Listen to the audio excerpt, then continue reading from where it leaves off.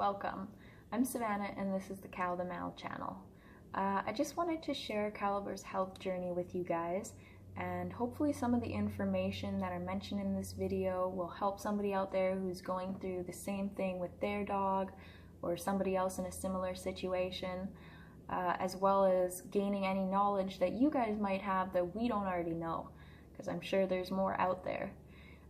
I'll be going over the medicines that we've been using to help control and treat his seizures, and I'll be also talking about what we think caused the seizures, and I will be including a small clip of one of his worst seizures a little later in the video. I will give you guys a heads up before I show you though, as it is a little bit graphic, and hopefully somebody out there will benefit from this video. And thanks for watching, guys. Stay tuned to see more. So to start, I'll just tell you a little bit about Caliber. He's a 6-month-old Belgian Malinois. We got him when he was 8 weeks old, and he was totally great. He was normal, didn't seem to have any issues health-wise, and everything was great to start. And so shortly after we got him, we thought that we should take him to the vet just to make sure that everything was all right. And when we got there, since he was 8 weeks old, she informed us that we should give him his first shot, and because that's the time they typically give them their first shot. And so we agreed, and once she looked at the medical record, she actually realized that he had already had a first shot at 6 weeks old, pardon me. And that's not something that's usually done, because at that point in their life they're usually on the mother's milk still, which gives them all the immunity that they need and renders a vaccine pretty much useless, because the mother's milk eradicates anything that comes from the vaccine.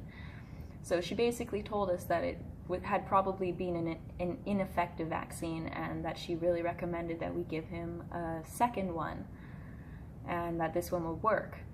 And so we reluctantly agreed. We didn't really feel like it was right, but we thought it was the best thing for him at the time, as that's usually what you do, right?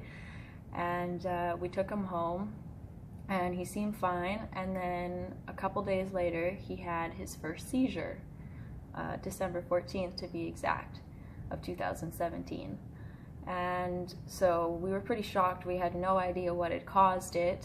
We took him to the vet, and she kind of went over what it could be. There's a lot of possibilities because he was so young: brain lesions, genetics, toxins from something he'd eaten, which kind of was ruled out at that point since he hadn't had any more in the course of that night, and as well as just other imbalances in the body.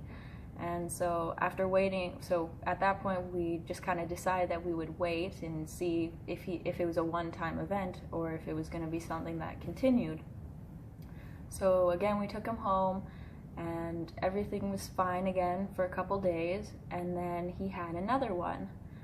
And so at that point we took him in again, and he got blood work done to test for the things that they can, brain lesion not being one, and for other imbalances in the body. And when we got the results back, they were all negative. So everything that usually they can find that causes seizures in dogs and puppies this young was negative. So we were kind of again at a wall, wondering what the problem was. But since he'd already had 2 seizures, the vet sort of informed us of the options if they were going to continue, typically being Phenobarbitol, which is a drug administered by vets that usually can control dogs who have seizures. And so at that point we didn't know what the problem was yet, so we didn't really want to give him a drug, another drug yet, because it can actually also have adverse effects when they're on it for a long period of time, and especially if they start off young in their life.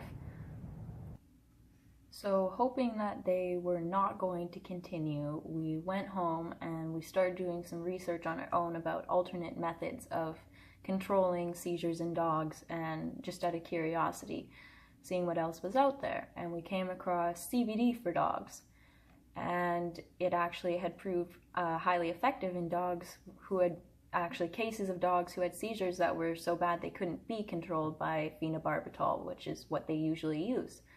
So we looked around, and it turned out a store in our town actually had a brand of CBD for dogs. So we went down there and we got the CBD and we started giving it to him. And we would give him the right amount in his food every morning. And then once he started having more seizures every couple days, we would give him a drop or two when he was in the seizure, and it seemed to kind of help him come out of it a little bit quicker and lessen the time that he was in it for.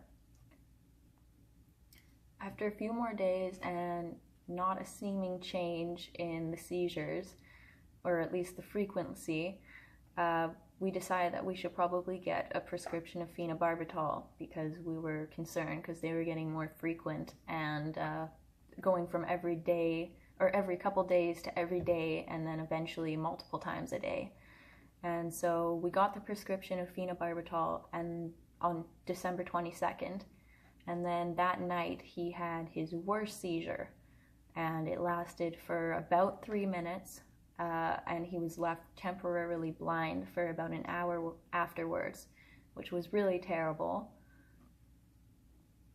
Being that the seizure was so bad and it didn't seem like the CBD had started working over the course of the week, we gave him his first dose of Phenobarbitol that night. And it worked. And he went from December 22nd to March 19th without having a single seizure. And the 19th was the first day that he didn't have a Phenobarbitol pill after a month and a half of weaning down his dose very carefully with a holistic vet. He had started at 15 milligrams, and at the time of removing the Phenobarbitol completely the week before, his dose was only 3.75 milligrams. So quite a reduction in the dose, and he'd been stable and hadn't had a seizure the entire time. So at 10 p.m. that night, he had a 45-second focal seizure first, followed directly by a grand mal seizure, which is a full body seizure, for about 25 seconds. We gave him 2 drops of belladonna, which is one of the medicines I was talking about earlier. I have it here. We'll also put a little picture. Not sure how clear that is, but it is a homeopathic remedy that we got from the homeopathic vet. It's meant to help with adverse damage from vaccines, which the technical or medical word for that being vaccinosis. So we give him a drop every 30 seconds that he has a seizure.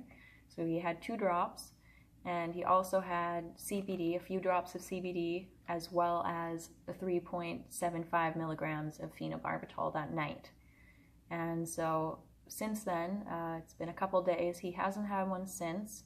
We have talked to the vet again, and given that he's suffered another seizure, we are going to go to another holistic vet specialist to get a more in-depth look at possibly some treatment specific to him for his vaccinosis, if that is the cause of his seizures.